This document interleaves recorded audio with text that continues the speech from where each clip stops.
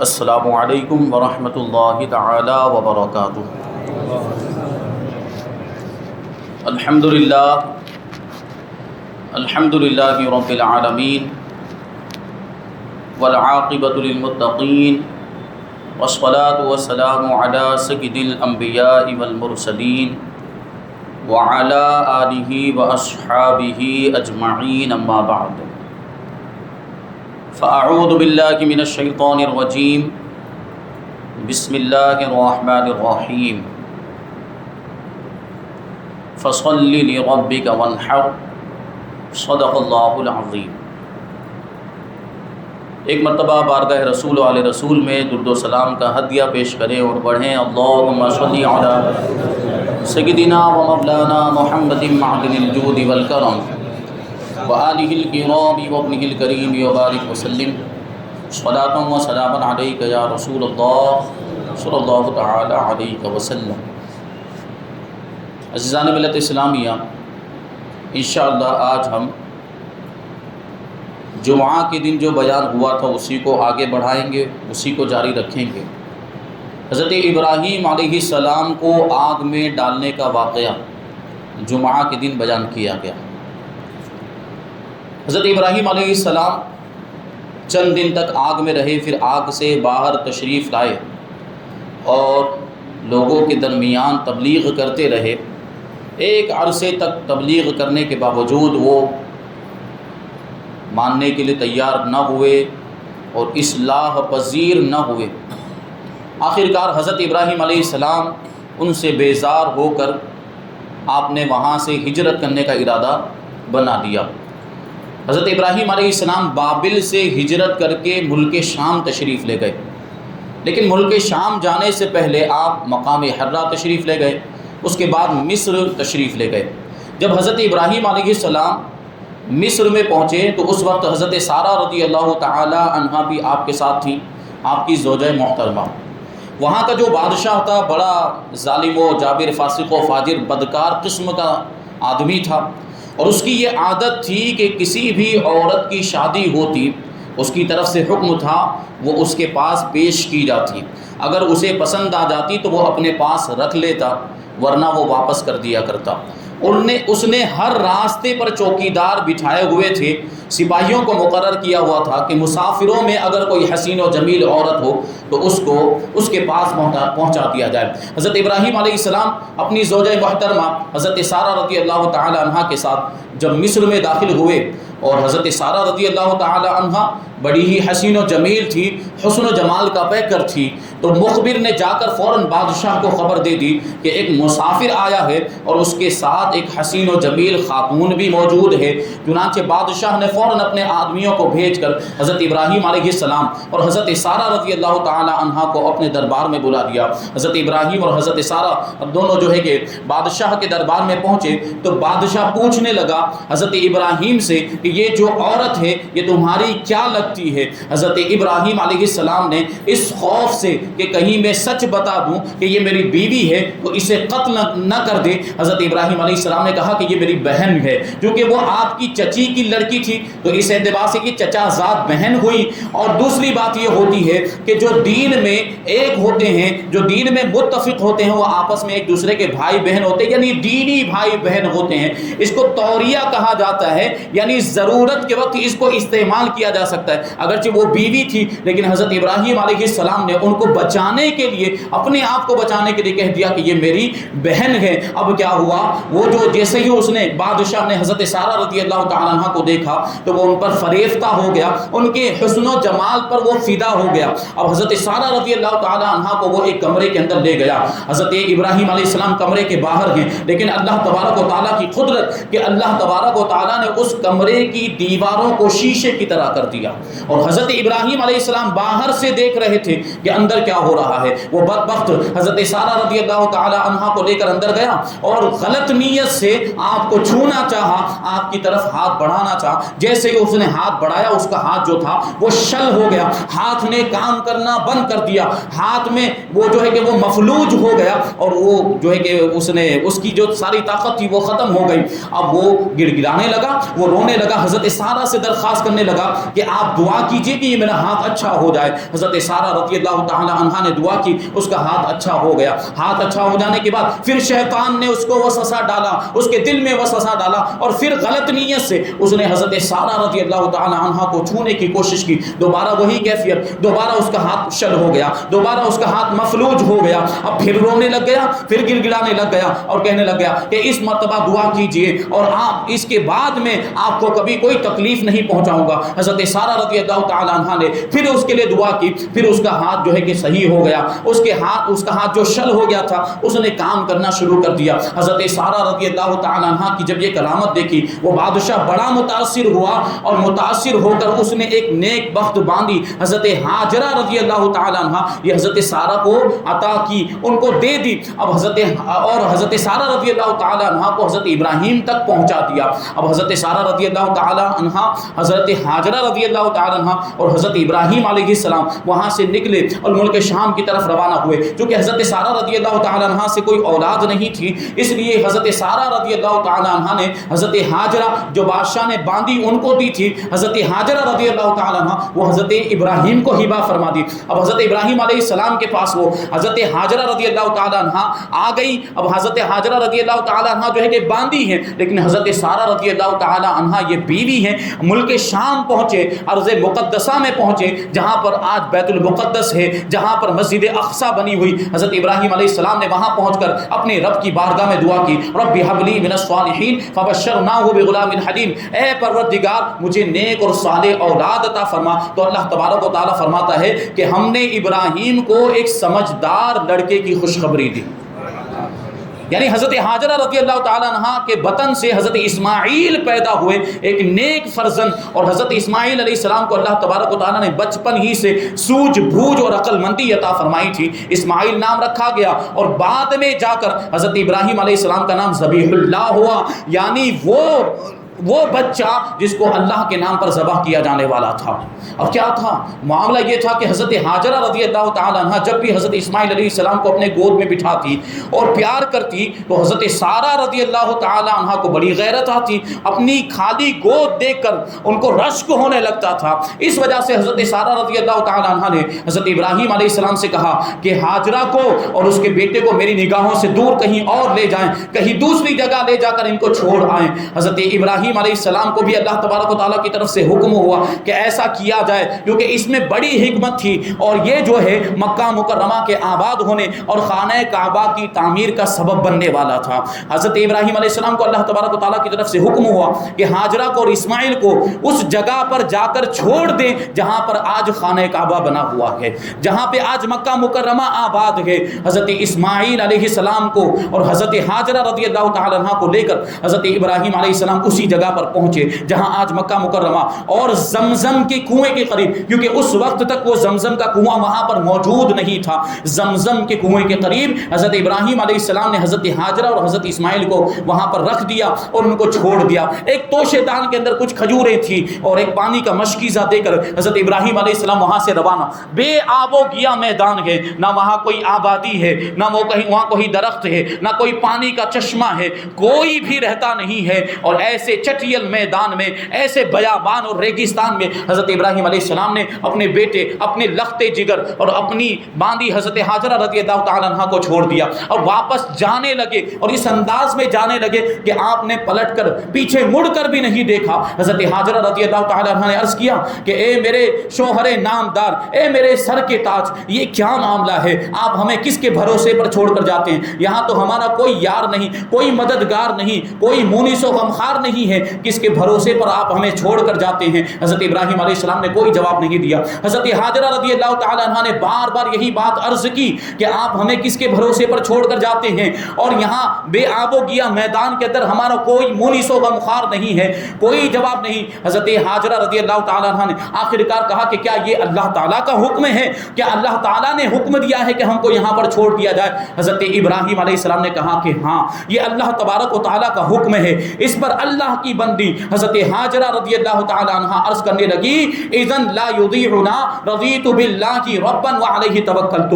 جب تو یعنی یہ اگر اللہ تبارک و تعالیٰ کا حکم ہے تو وہی ہماری حفاظت فرمائے گا اور میں رب اللہ کے رب ہونے پر راضی ہوں اور میں نے اسی پر بھروسہ کیا. حضرت ابراہیم علیہ السلام وہاں سے روانہ ہوئے. روانہ ہوتے وقت حضرت ابراہیم علیہ السلام نے ایک دعا کی تھی ربنا انی اسکنت من ذریتی بواد غیر ذی زرع عند بیتک المحرم ربنا لیقیموا الصلاة فاجعل افئدة من الناس تهوی الیہم وارزقهم من الثمرات لعلهم یشکرون او کما قال اللہ تبارک و تعالی. حضرت ابراہیم علیہ السلام نے عرض کیا تھا کہ اے میرے پروردگار میں نے حضرت ابراہیم نے دعا کی تھی کہ میں نے اپنی اولاد کو ایسی وادی میں آباد کیا جہاں کوئی کھیتی نہیں, جہاں درخت نہیں, جہاں پانی کا انتظام نہیں, جہاں کوئی آبادی نہیں ہے. اور پھر کہا عند بیتک المحرم تیرے احترام والے قابل احترام گھر کے قریب جہاں خانہ کعبہ تھا اس کے قریب حضرت ابراہیم علیہ السلام نے اپنی اولاد کو آباد کیا تاکہ وہ نماز قائم کرے. اور پھر فرمایا اے پروردگار تو لوگوں کے دلوں کو ان کی طرف مائل کر دے اور انہیں پھلوں سے رزق عطا فرما تاکہ یہ تیرا شکر ادا کرے. اور حضرت ابراہیم علیہ السلام کی یہ دعا قبول بھی ہوئی. حضرت ابراہیم علیہ السلام نے یہ دعا کی تھی کہ لوگوں کے دل ان کی طرف مائل ہو جائے, اور دوسری جو دعا کی تھی کہ پھلوں سے رزق عطا فرما, یہ اللہ تبارک و تعالیٰ نے دونوں دعائیں حضرت ابراہیم علیہ السلام کی قبول فرمائی. اب کیا ہوا, چند دنوں تک حضرت ہاجرہ رضی اللہ تعالیٰ عنہ وہ کھجوریں کھاتی رہی, پانی پر گزارا کرتی رہی اور حضرت اسماعیل علیہ السلام کو دودھ پلاتی رہی. لیکن ایک وقت ایسا آیا کہ وہ کھجوریں بھی ختم ہو گئی, پانی بھی ختم ہو گیا اور حضرت ہاجرہ رضی اللہ تعالیٰ عنہ کا دودھ بھی خشک ہو گیا. اب حضرت اسماعیل علیہ السلام بھی بھوک اور پیاس کی وجہ سے تڑپنے لگ گئے. حضرت ہاجرہ رضی اللہ تعالیٰ عنہ سے اپنے لختے جگر کی یہ پیاس اور بھوک نہیں دیکھی گئی تو پانی کی تلاش میں ادھر ادھر دوڑنے لگی. صفا اور مروہ کے درمیان حضرت ہاجرہ رضی اللہ تعالیٰ عنہ کبھی ادھر جاتی کبھی ادھر جاتی. درمیان میں حضرت اسماعیل علیہ السلام نگاہوں سے اوجھل ہو جاتے تو تیز تیز دوڑنے لگ جاتی اور پھر پہاڑ کی چوٹی پر پہنچ کر وہاں سے اپنے بیٹے کو دیکھتی تھی کہ میرا بیٹا سلامت ہے کہ نہیں ہے, میرا نور نظر لختے جگر اس کو کوئی تکلیف تو نہیں پہنچ گئی. اس طرح حضرت ہاجرہ رضی اللہ تعالیٰ عنہ نے صفا اور مروہ کے درمیان 7 چکر لگائے. اللہ تبارک و تعالیٰ کو اپنی بندی کی یہ ادا اتنی پسند آئی کہ قیامت تک آنے والے حاجیوں کے لیے صفا اور مروہ کے درمیان سعی کرنے کو لازم اور ضروری قرار دے دیا تاکہ حضرت ہاجرہ رضی اللہ تعالیٰ عنہ کی یہ سنت ہمیشہ کے لیے باقی رہے. اب حضرت ہاجرہ رضی اللہ تعالیٰ عنہ ادھر پانی تلاش کری لیکن ادھر اللہ تبارک و تعالیٰ کی رحمت ان کی طرف دوڑ رہی تھی. دوسری جانب حضرت اسماعیل علیہ السلام نے پیاس کی وجہ سے اپنی ایڑی کو زمین پر رگڑا تو ایڑی کے رگڑنے کی وجہ سے یہ کیفیت ہوئی کہ ان کے پاؤں کے نیچے سے زمزم کا چشمہ جاری ہو گیا. حضرت ہاجرہ رضی اللہ تعالیٰ عنہ پانی کو تلاش کرنے کے بعد جب پانی نہیں ملا نا امید ہو کر اپنے بیٹے حضرت اسماعیل علیہ السلام کے پاس آئی تو منظر دیکھ کر حیران اور پریشان کہ حضرت اسماعیل علیہ السلام کی ایڑی کے نیچے سے جب پانی کا چشمہ جاری ہے. اب وہ پانی کا چشمہ بہہ رہا تھا اور پانی کا چشمہ دور تک پہنچ رہا تھا تو حضرت ہاجرہ رضی اللہ تعالیٰ عنہ نے اس کو روکنا شروع کر دیا اور جو ہے کہ وہ بند کرنا شروع کر دیا آڑ لگا کر. حضور پاک صلی اللہ علیہ وسلم ارشاد فرماتے ہیں کہ حضرت ہاجرہ نے اگر اس کو نہ روکا ہوتا تو وہ بہتا ہی رہتا اور بہتا ہی رہتا, دور دور تک وہ پہنچ جاتا. تو یہ حضرت ابراہیم علیہ السلام نے جو حضرت اسماعیل کو چھوڑا تو اللہ تبارک و تعالیٰ نے کس طریقے سے غیب سے اس پانی کا انتظام کیا. آب زمزم کے بارے میں اس کی فضیلتیں پہلے بیان کر چکا ہوں. بڑا ہی مبارک پانی اللہ تعالیٰ نے اس کے اندر شفا رکھی ہے اور جس مقصد کے لیے وہ پانی پیا جاتا ہے اس مقصد میں وہ فائدہ کرتا ہے. یہ ایسا برکت والا پانی ہے اور اللہ تبارک و تعالیٰ نے اس میں ایک خاصیت یہ بھی رکھی ہے کہ بھوک بھی مٹاتا ہے اور پیاس بھی مٹاتا ہے اور جتنا بھی آپ پی لیں کبھی حاجت محسوس نہیں ہوتی پیشاب وغیرہ کی. یہ وہ ایسا برکت والا پانی ہے. اب اللہ تبارک و تعالیٰ نے حضرت ابراہیم علیہ السلام کی دوسری دعا کو بھی قبول فرمایا. قبیلہ جرہم کے لوگ وہاں سے گزر رہے تھے, مکہ مکرمہ کے قریب سے اسی راستے سے گزر رہے تھے, ملک شام جا رہے تھے تجارت کے لیے. قبیلہ جرہم کے لوگ تو جب وہ وہاں سے گزرنے لگے مکہ مکرمہ کے قریب سے تو انہوں نے کچھ ایسے پرندوں کو وہاں اڑتے ہوئے دیکھا جو بغیر پانی کے زندہ نہیں رہ سکتے. تو ان لوگوں کو تعجب ہوا کہ یہ تو بے آب و گیا میدان ہے, تو ریگستان ہے, یہاں پر یہ پرندے کہاں سے کے آ گئے، انہوں نے اپنے آدمیوں کو بھیجا تلاش کرنے کے لیے۔ اب وہ پہنچے تو کیا دیکھا کہ حضرت اسماعیل اور حضرت ہاجرہ موجود ہیں اور ایک پانی کا چشمہ بہہ رہا ہے، زمزم کا کنواں وہاں پہ اس طریقے سے جاری ہو گیا۔ اب وہ لوگ آ کر اپنے قافلے والوں کو انہوں نے اطلاع دی کہ یہاں اس طریقے سے ایک خاتون ہے اور ان کے ساتھ ان کا ایک لڑکا ہے اور اس کے قریب میں ایک پانی کا چشمہ جاری ہے۔ یہ لوگ پورا قافلہ حضرت ہاجرہ رضی اللہ تعالیٰ عنہ اور حضرت اسماعیل علیہ السلام کے پاس پہنچے اور ان لوگوں نے وہاں آباد ہونے کی اجازت مانگی کہ ہمیں یہاں آباد ہونے کی اجازت دے دی جائے، لیکن حضرت ہاجرہ رضی اللہ تعالیٰ عنہ نے کہا کہ تمہیں آباد ہونے کی تو اجازت ہے لیکن پانی پر ہمارا حق رہے گا، پانی پر ہمارا قبضہ رہے گا، تمہارا کوئی حق نہیں رہے گا، تمہارا کوئی قبضہ نہیں ہوگا۔ تو قبیلہ جرہم کے لوگ اس پر راضی ہو گئے اور اس طرح مکہ مکرمہ آباد ہوا۔ آبادی کا سلسلہ یہاں سے شروع ہوا۔ حضرت ابراہیم علیہ السلام کا طریقہ یہ تھا کہ ہر ہفتے میں تیز رفتار سواری پر سوار ہو کر ملک شام سے مکہ مکرمہ آتے تھے اور حضرت ہاجرہ اور حضرت اسماعیل کی دیکھ بھال کرتے، کھانے وغیرہ کا انتظام کرتے، شام تک رکتے اور پھر واپس ملک شام چلے جاتے۔ ایک عرصے تک، کئی سالوں تک یہ سلسلہ جاری رہا، لیکن جب حضرت اسماعیل علیہ السلام کی عمر 13 سال کی ہو گئی تو اللہ تبارک و تعالیٰ نے قربانی کرنے کا حکم دیا۔ حضرت ابراہیم علیہ السلام کو خواب میں دیکھا کہ ایک آواز دینے والا آواز دے رہا ہے کہ اے ابراہیم اٹھو اور پروردگار کے نام سے قربانی کرو۔ صبح کو حضرت ابراہیم علیہ السلام نے ایک دمبا لیا اور اس کو پہاڑ پر لے جا کر ذبح کیا، اللہ کی راہ میں قربانی پیش کی۔ آسمان سے ایک آگ آئی اور اس کو لے کر آسمان کی طرف چلی گئی۔ حضرت ابراہیم علیہ السلام سمجھے کہ قربانی ہو گئی ہوگی، لیکن دوسری رات بھی خواب دیکھا کہ کوئی پکارنے والا پکار کر کے رہا ہے کہ اے ابراہیم اٹھو اور اللہ کی بارگاہ میں قربانی پیش کرو۔ دوسرے دن صبح حضرت ابراہیم علیہ السلام نے ایک خوبصورت اور ایک موٹا تازہ اونٹ لیا اور اس کو بھی پہاڑ کی چوٹی پر لے جا کر ذبح کیا۔ اللہ کی بارگاہ میں اس طریقے سے آپ نے قربانی پیش کی۔ اللہ تبارک و تعالیٰ کی طرف سے ایک آگ آئی اور اس اونٹ کو بھی آسمان کی طرف اٹھا کر لے گئی۔ لیکن تیسری رات پھر حضرت ابراہیم علیہ السلام نے پھر خواب دیکھا کہ پھر کوئی کہنے والا کہہ رہا ہے پکار کر کہ اے ابراہیم اٹھو اور اللہ کی بارگاہ میں قربانی پیش کرو۔ اب حضرت ابراہیم علیہ السلام پریشان کہ کون سی قربانی مانگی جا رہی ہے۔ عرض کرتے ہیں پروردگار عالم کس چیز کی قربانی تجھے منظور ہے، کس چیز کی قربانی تیری بارگاہ میں پیش کروں؟ تو اللہ تبارک و تعالیٰ کی طرف سے پکارنے والے نے پکار کر کہا کہ اپنے بیٹے اسماعیل کو اللہ کی بارگاہ میں قربان کرو۔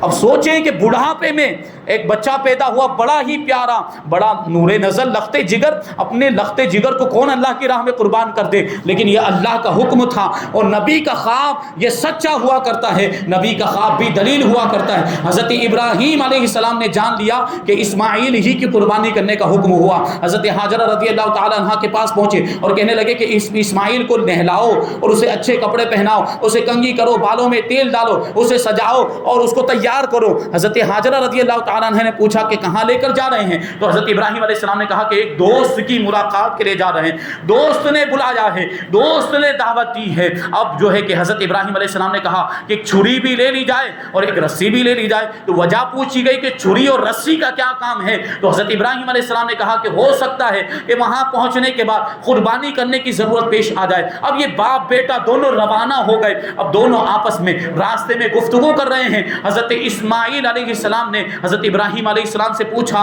کہ اے ابا جان، ہم جس کے یہاں پر جا رہے ہیں وہ جو ہے ان کا گھر کہاں پر ہے؟ تو حضرت ابراہیم علیہ السلام نے جواب دیا کہ میرا جو دوست ہے وہ گھر سے پاک ہے، وہ مکان سے پاک ہے، اس کا کوئی گھر نہیں ہے، اس کا کوئی مکان نہیں۔ حضرت اسماعیل علیہ السلام 13 سال کے بچے ہیں لیکن سوال پوچھتے ہیں، آگے کہتے ہیں کہ کیا وہ بھی جو آپ کا دوست ہے جس نے ہمیں دعوت دی ہے کیا وہ بھی ہمارے ساتھ بیٹھ کر کھانا کھائے گا؟ حضرت ابراہیم علیہ السلام نے جواب دیا نہیں، میرے دوست کا معاملہ یہ ہے کہ وہ کھلاتا ہے لیکن خود نہیں کھاتا، وہ کھانا کھانے سے پاک ہے۔ اب یہ دیکھیے ظاہر سی بات ہے حضرت ابراہیم اللہ کی راہ میں قربانی کرنے کے لیے جا رہے تھے، وہ بھی اپنے نور نظر لختے جگر پیارے سے بیٹے حضرت اسماعیل علیہ السلام کو، تو شیطان کو کیسے گوارا ہو سکتا تھا؟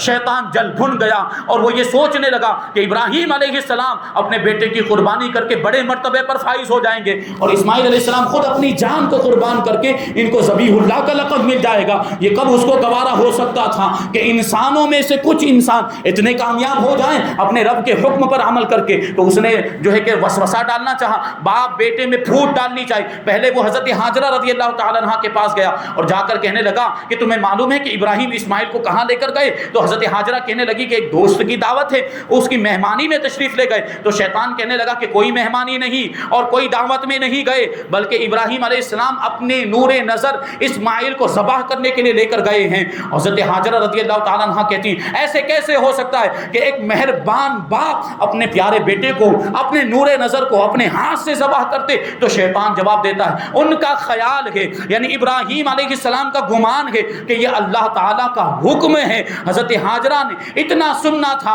ارشاد فرمایا کہ اگر یہ اللہ کا حکم ہے تو ایک بیٹا کیا، میں ہزاروں بیٹے اللہ کی راہ میں قربان کرنے کے لیے تیار ہوں۔ شیطان مایوس ہو گیا۔ اب وہاں سے آیا حضرت اسماعیل علیہ السلام کے پاس، اور آنے کے بعد کہنے لگا کہ تم جانتے ہو کہ تمہارے والد تمہیں کہاں لے کر جا رہے ہیں؟ تو کہا کہ ایک دوست سے ملاقات کرنے کے لیے جا رہے ہیں۔ تو شیطان کہنے لگا کوئی دوست کی ملاقات نہیں، وہ تو تم کو ذبح کرنے کے لیے لے کر جا رہے ہیں، تمہاری قربانی کرنے کے لیے لے کر جا، یہ رسی اور چھری نہیں دیکھتے، اسی سے تمہیں باندھا جائے گا اور اسی سے تمہیں ذبح کیا، اسی چھری سے تمہیں ذبح کیا جائے گا۔ حضرت اسماعیل علیہ السلام نے وہی جواب دیا کہ بھلا ایک باپ اپنے بیٹے کو کیسے ذبح کر سکتا ہے؟ شیطان نے کہا کہ ان کا گمان یہ ہے، ابراہیم کا سوچنا یہ ہے کہ یہ اللہ کا حکم ہے، اس وجہ سے وہ ایسا کر رہے ہیں۔ تو حضرت اسماعیل علیہ السلام نے کہا کہ اگر یہ اللہ کا حکم ہے تو میں قربان ہونے کے لیے تیار ہوں۔ یہاں سے بھی مایوس، تو حضرت ابراہیم کے پاس آیا اور آنے کے بعد کہنے لگا کہ یہ کون سی عقل مندی کی بات ہے کہ تم اپنے بیٹے کو ذبح کر رہے ہو؟ اپنے پیارے بیٹوں کو بھلا کوئی باپ ذبح کرتا ہے؟ بیٹے کا ملنا بہت مشکل ہوتا ہے، اور آپ کو اللہ تبارک و تعالیٰ نے ایسا سمجھدار عقل مند بیٹا عطا فرمایا ہے اور آپ اس کو ذبح کرنے کے لیے لے کر جا رہے ہیں، یہ تو کوئی عقل مندی کی بات نہیں ہوئی۔ حضرت ابراہیم علیہ السلام نے اتنا سنا تو ارشاد فرمایا مردود تو شیطان معلوم ہوتا ہے، بھاگ جا یہاں سے۔ اور پھر حضرت ابراہیم علیہ السلام نے کچھ کنکریاں اٹھا کر اس کو مارا ہے۔ اللہ تبارک و تعالیٰ نے حضرت ابراہیم علیہ السلام کی صدا کو اس انداز میں باقی رکھا کہ قیامت تک آنے والا ہر وہ آدمی جو حج کے لیے جائے گا اس کو یہ کنکریاں مارنی پڑے گی۔ اس طرح اللہ تبارک و تعالیٰ نے حضرت ابراہیم علیہ السلام کی سنت کو ہمیشہ کے لیے زندہ فرما دیا۔ اب حضرت ابراہیم علیہ السلام حضرت اسماعیل علیہ السلام کو مینا میں لے کر پہنچے، اور وہاں پہ اب ظاہر سی بات ہے حضرت ابراہیم علیہ السلام نے اپنے بیٹے حضرت اسماعیل کو پوری حقیقت سے آگاہ کر دیا اور ارشاد فرمایا یا بنی انی اری فی المنام انی اذبحک فانظر ماذا تری، اے میرے پیارے بیٹے میں نے خواب میں دیکھا ہے کہ میں تم کو ذبح کر رہا ہوں، تو بتا تیری رائے کیا ہے، کیا تو ذبح ہونے کے لیے تیار ہے؟ اب اس میں بھی حکمت تھی، حضرت ابراہیم علیہ السلام نے حضرت اسماعیل سے یہ جو پوچھا ہے اور ان سے کہا کہ تمہاری رائے کیا ہے، اس میں حکمت یہ تھی کہ اگر ویسے ہی ذبح کر دیا جاتا، اگر اسماعیل علیہ السلام کی قربانی بغیر پوچھے کر دی جاتی تو لوگ بعد میں کہہ سکتے تھے کہ اس میں تو کوئی کمال نہیں، یعنی حضرت اسماعیل کی کیا خوبی ہے اس میں، ان کو تو زبردستی لے جایا گیا تھا، ان کو تو پوچھا بھی نہیں گیا تھا اور ان کو زبردستی ذبح کر دیا گیا تھا، اس میں ان کا کیا کمال ہے، اس میں ان کی کیا خوبی ہے۔ جب اللہ تبارک و تعالیٰ کی طرف سے حضرت ابراہیم کو حکم ہوا اور حضرت ابراہیم علیہ السلام نے حضرت اسماعیل سے پوچھا تو حضرت اسماعیل علیہ السلام نے جواب دیا یا ابت افعل ما تؤمر ستجدنی ان شاء اللہ من الصابرین۔ حضرت اسماعیل علیہ السلام اپنے والد ماجد کی بارگاہ میں عرض کرتے ہیں اے ابا جان جو اللہ تبارک و تعالیٰ کا حکم ہے آپ ویسا ہی کیجئے، مجھے آپ صبر کرنے والا پائیں گے۔ اب یہ جب ہوا حضرت اسماعیل علیہ السلام نے کہا تو ظاہر سی بات اب یہ کمال کی بات ہو گئی، اور یہ دیکھیے حضرت اسماعیل علیہ السلام پھر عرض کرتے ہیں اے ابا جان جب آپ مجھے ذبح کرنے لگے تو میری 3 درخواستیں ہیں۔ پہلی درخواست یہ ہے کہ میرے ہاتھ پاؤں کو باندھ دے، رسی سے باندھ دے، تاکہ جب آپ مجھے ذبح کریں اور میں تڑپوں تو تڑپنے کی وجہ سے میرا خون کہیں آپ کے دامن پر نہ لگ جائے اور میں بے ادب نہ بن جاؤں۔ دیکھیے ذبح ہو رہے ہیں، آپ کی قربانی پیش کی جا رہی، لیکن پھر بھی باپ کا ادب ملحوظ خاطر ہے کہ باپ کی بارگاہ میں بے ادبی نہ ہونے پائے۔ یہ ادب کس نے سکھایا تھا؟ اسماعیل کو اللہ تبارک و تعالیٰ کی بارگاہ سے یہ سمجھ ملی تھی۔ پھر دوسری جو بات کرتے ہیں، دوسری درخواست یہ حضرت اسماعیل اسماعیل علیہ السلام کہتے ہیں کہ میری دوسری درخواست یہ ہے کہ جب آپ مجھے لٹائیں تو مجھے منہ کے بل لٹائیں، میرا منہ زمین کی طرف رکھے کہ کہیں ایسا نہ ہو کہ چھری چلاتے وقت آپ کی نظر میرے چہرے پر پڑ جائے اور باپ کی محبت بیدار ہو جائے اور اللہ کے حکم کی بجا آوری میں آپ سے کوئی کوتاہی ہو جائے۔ اور تیسری درخواست یہ ہے کہ ذبح کرنے کے بعد میرا یہ کرتا میری والدہ کے پاس لے کر جانا اور ان کو دے کر یہ کہنا کہ اسماعیل ایسے رحیم و کریم کے پاس پہنچ گیا جو تجھ سے بھی زیادہ مہربان ہے، لہٰذا غم کرنے کی ضرورت نہیں ہے، فکر کرنے کی ضرورت نہیں ہے، غم زدہ ہونے کی ضرورت نہیں ہے۔ پھر حضرت اسماعیل علیہ السلام حضرت ابراہیم علیہ السلام دونوں اس قربانی کے لیے تیار ہو گئے اور دونوں کی آپس میں اب گفتگو ہو رہی ہے۔ حضرت اسماعیل علیہ السلام کو لٹا دیا گیا، حضرت ابراہیم نے منہ کے بل زمین پر آپ کا چہرہ زمین کی طرف کر کے لٹا دیا۔ حضرت اسماعیل کہتے ہیں کہ آپ زیادہ سخی ہیں یا میں سخی ہوں؟ تو حضرت ابراہیم علیہ السلام جواب دیتے ہیں کہ میں زیادہ سخی ہوں، کیونکہ میں اپنے نور نظر کو، اپنی آنکھوں کے تارے کو ذبح کر رہا ہوں، تو مجھ سے بڑا سخی کون ہوگا؟ حضرت اسماعیل علیہ السلام کہتے ہیں کہ میں زیادہ سخی ہوں، آپ کو تو دوسرے بھی بیٹے مل جائیں گے، آپ کی آنکھوں کی ٹھنڈک دوسرے بیٹوں کے اندر بھی حاصل ہو سکتی ہے، لیکن میری تو ایک ہی جان ہے اور یہ جان میں اللہ کی راہ میں قربان کر رہا ہوں، تو میں زیادہ سخی ہوں۔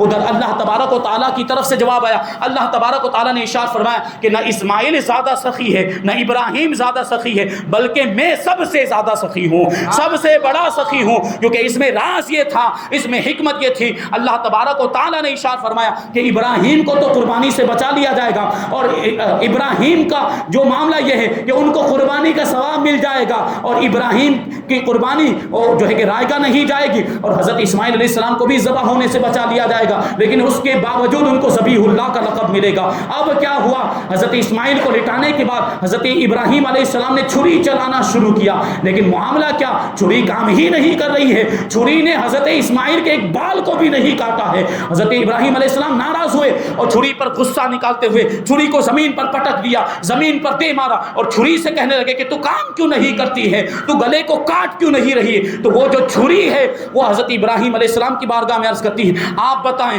کہ جب نمرود نے آپ کو آگ میں ڈالا تھا تو آگ نے آپ کو کیوں نہیں جلایا؟ حضرت ابراہیم علیہ السلام نے جواب دیا کہ آگ کو اللہ تبارک و تعالیٰ کی طرف سے حکم ہوا تھا کہ وہ مجھے نہ جلائے۔ اب وہ چھری حضرت ابراہیم علیہ السلام کی بارگاہ میں عرض کرتی کہ آگ کو ایک مرتبہ حکم ہوا تھا کہ وہ آپ کو نہ جلائے، مجھے 70 مرتبہ حکم ہوا ہے کہ میں ابراہیم کے گلے کو نہ کاٹوں۔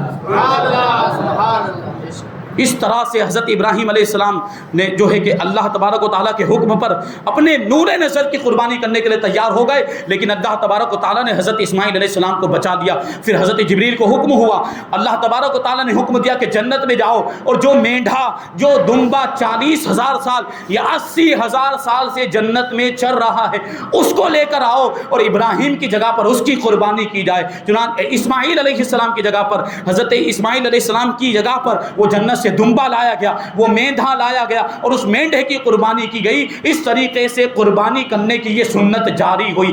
آج قربانی کا دن ہے، حضرت ابراہیم علیہ السلام کی سنت کو ادا کرنے کا دن ہے۔ حضور پاک صلی اللہ علیہ وسلم سے بھی جب آپ کے صحابہ نے پوچھا تھا کہ یہ قربانیاں کیا ہیں تو حضور پاک صلی اللہ علیہ وسلم نے یہی ارشاد فرمایا تھا، سنت ابیکم ابراہیم، تمہارے والد ابراہیم کی سنت ہے۔ اور صحابہ نے آگے پوچھا تھا کہ قربانی میں ہمارے لیے کیا ثواب ہے تو حضور پاک صلی اللہ علیہ وسلم نے ارشاد فرمایا تھا کہ وہ جانور جو قربان کیا جائے اس کے ہر ایک بال کے بدلے میں ایک نیکی ہے۔